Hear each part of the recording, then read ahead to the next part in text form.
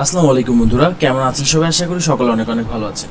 বন্ধুরা, এই মুহূর্তে আমাদের কাছে একটি ফোন রয়েছে, যে ফোনটি চার্জে লাগালে চার্জিং যেই সিগন্যালটা রয়েছে সেই সিগন্যালটা দেখায় এবং কত পার্সেন্ট চার্জ আছে সেটাও দেখাচ্ছে। কিন্তু যখন আমরা ফোনটি অন করার চেষ্টা করব, তো আমি এখানে প্লাস মাইনাস দুইটা টুইজার দিয়ে শর্ট করে অন করার চেষ্টা করছি, কিন্তু ফোনটি কোনোভাবেই চালু হচ্ছে না। তো দেখতে পাচ্ছেন এখানে টুইজার দিয়ে শর্ট করা হচ্ছে, কিন্তু ফোনটি চালু হচ্ছে না। তো এই হচ্ছে মূলত আমাদের ফোনের সমস্যা, অর্থাৎ ফোনের যেই পাওয়ারের লাইনগুলো রয়েছে সেই পাওয়ারের লাইনে আমাদের প্রবলেম হয়েছে।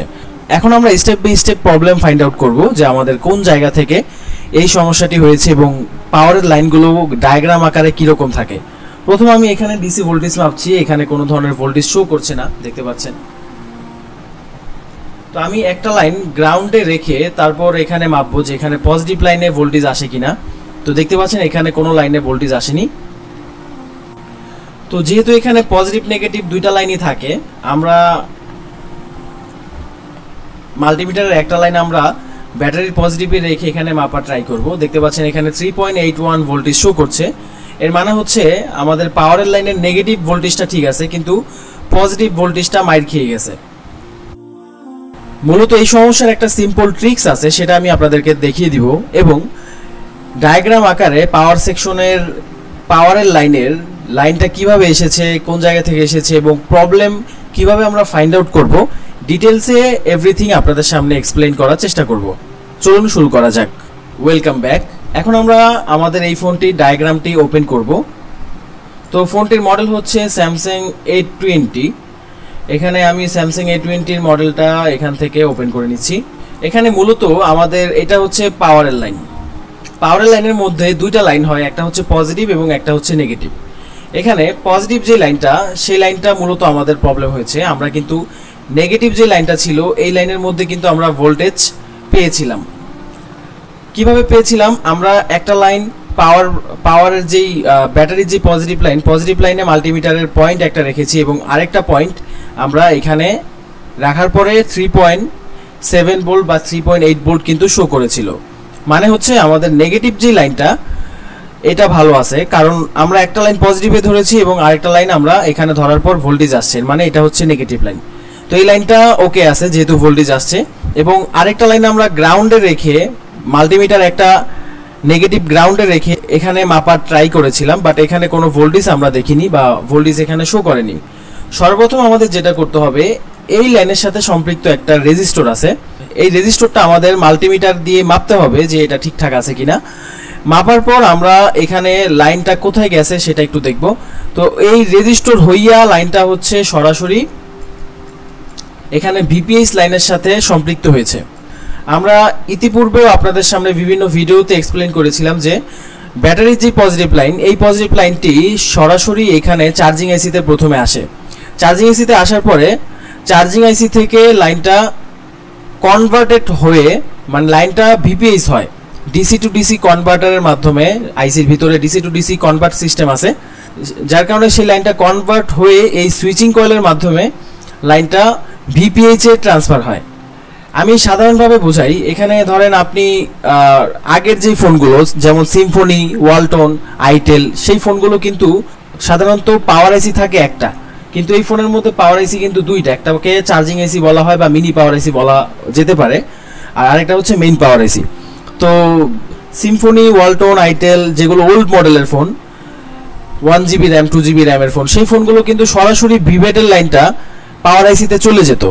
কিন্তু বর্তমানে যে সকল ফোনগুলো আপডেট ফোনগুলো আসছে সেই ফোনগুলো ভিভেটের লাইনটা সরাসরি চার্জিং আইসিতে প্রথমে যায়, এখানে ডিসি টু ডিসি কনভার্ট হইয়া লাইনটা ভিপিএস হওয়ার পর তারপর হচ্ছে পাওয়ার আইসিতে যায়।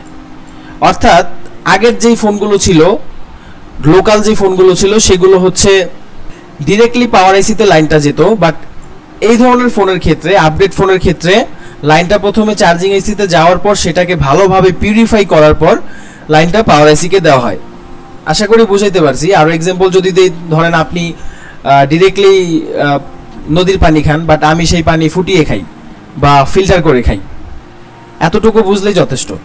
তো যাই হোক, এখানে আমাদের এই লাইনটা যেহেতু মিসিং হয়েছে, এই লাইনটা একটা রেজিস্টর হইয়া তারপর হচ্ছে এখানে এই বুস্ট কয়েলের সাথে সম্পৃক্ত হয়েছে। এখন আমাদের প্রবলেম কি হতে পারে সেটা আমরা এখন বলবো। প্রবলেম হচ্ছে হয়তো এই রেজিস্টরের সমস্যা, নয়তো এই রেজিস্টরের অপর প্রান্ত থেকে আমাদের এই বুস্ট কয়েলের এই ক্যাপাসিটার পর্যন্ত বা এই ডায়োড পর্যন্ত লাইনটা মিসিং। তো আবার এরকম হইতে পারে যে আমাদের ব্যাটারি কানেক্টর থেকে যে লাইনটা প্রথমে চার্জিং আইসিতে যায়, চার্জিং আইসি থেকে লাইনটা যে ডিসি টু ডিসি কনভার্ট করে ঠিকভাবে সুইচিং কয়েলের কাছে লাইনটা ট্রান্সফার করছে কিনা সেটাও কিন্তু একটা বিষয়। যদি না করে সেক্ষেত্রে আমাদের চার্জিং আইসি চেঞ্জ করতে হবে। কেন চেঞ্জ করতে হবে? ভিভেট থেকে লাইনটা চার্জিং এসিতে আসার পর চার্জিং এসির কাজ হচ্ছে সে এই ভিভেটকে ডিসি টু ডিসি কনভার্ট করে কয়েলের কাছে ট্রান্সফার করবে। যদি সে না করতে পারে তখন কিন্তু ফোনটা অন হবে না। তখন কিন্তু চার্জে দিলে চার্জিং এসিটা একটু জোর বা একটু এম্পিয়ার বেশি পেয়ে সে কিন্তু ফোনটাকে কোনো রকম অন করবে, কিন্তু পাওয়ার কাজ করাইতে পারবে না।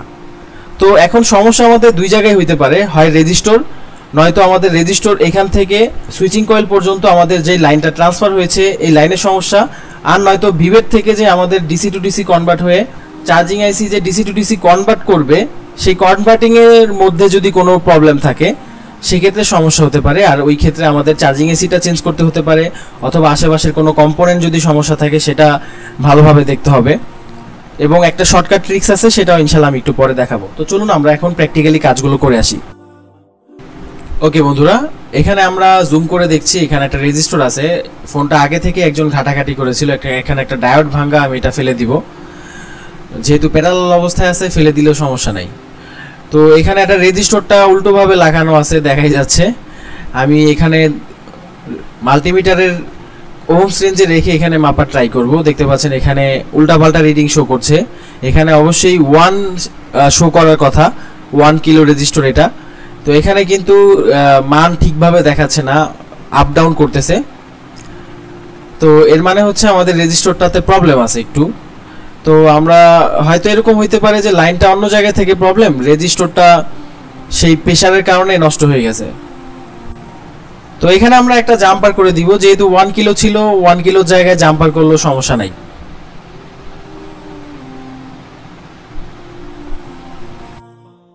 তো এখন আমরা এই দুইটা লাইনে ভোল্টেজ মেপে দেখব যে এখানে ভোল্টেজ শো করে কিনা। আমি এখানে দুইটা লাইনে ধরার পর দেখতে পাচ্ছেন 1 ভোল্টের মতো শো করছে, আবার 2 ভোল্ট শো করছে, 1 ভোল্ট শো করছে। লাইনটা ভোল্টেজ আপ ডাউন করছে। আমি একটু ব্যাটারি কানেক্টরের মধ্যে দেখি মেপে এখানে ভোল্টেজ কত আছে, 4.1। তো যেহেতু 4.1 আছে সেখানে কিন্তু অবশ্যই 3.7 মিনিমাম থাকার কথা।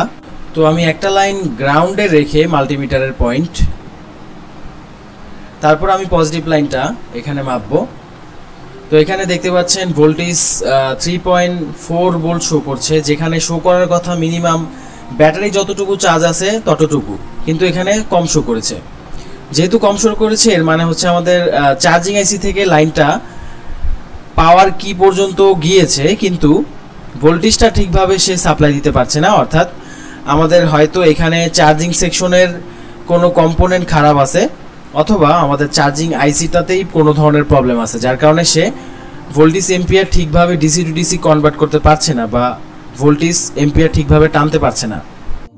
তো যেহেতু ফোনটা চার্জে দিলে অন হচ্ছে এবং ভোল্টেজ সাপ্লাই আপ ডাউন করতেছে, ঠিকভাবে দিতে পারছে না, এর মানে চার্জিং আইসিটাতেই দুর্বল আছে, কম্পোনেন্টের সমস্যা নাই। আমরা এখন কি করব, এখানে আমরা পেজ দিয়ে আইসিটা একটু রিহুট করব।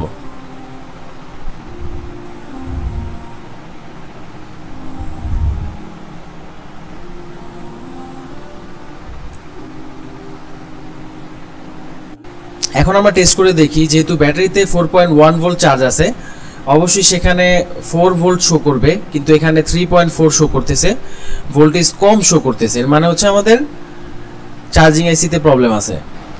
তো এখন আমরা এখানে একটা জাম্পার করে দিব। এটা হচ্ছে একটা শর্টকাট ট্রিক্স। যদি আপনার কাছে চার্জিং আইসি না থাকে, আপনি এই জাম্পার করার মাধ্যমে চার্জিং আইসির লাইন বাইপাস করতে পারবেন। যদি ডিসি টু ডিসি ভোল্টেজ কম শো করে বা ঠিকভাবে শো না করে, ঠিকভাবে ভোল্টেজ সাপ্লাই না করতে পারলে, সেক্ষেত্রে আমরা এভাবে জাম্পার করতে পারবো। আমি ভিভেটের সাথে ডিসি টু ডিসি কনভার্ট হওয়া লাইনের সাথে জাম্পার করতেছি।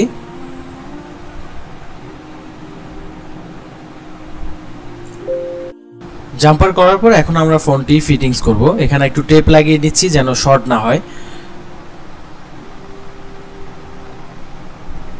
এখন আমরা টুইজার দিয়ে পাওয়ার বাটনটি শর্ট করব, দেখব যে আমাদের ফোনটি অন হয় কিনা।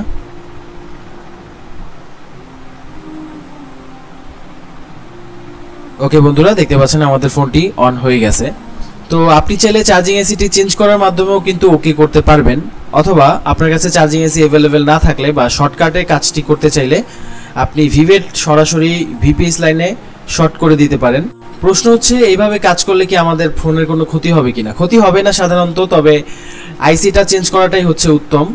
আর এমনিতে কাজ করলে ফোনের একটু প্রোটেকশন কমে যাবে, এতটুকুই। তো ভালো থাকবেন সবাই, আসসালামু আলাইকুম।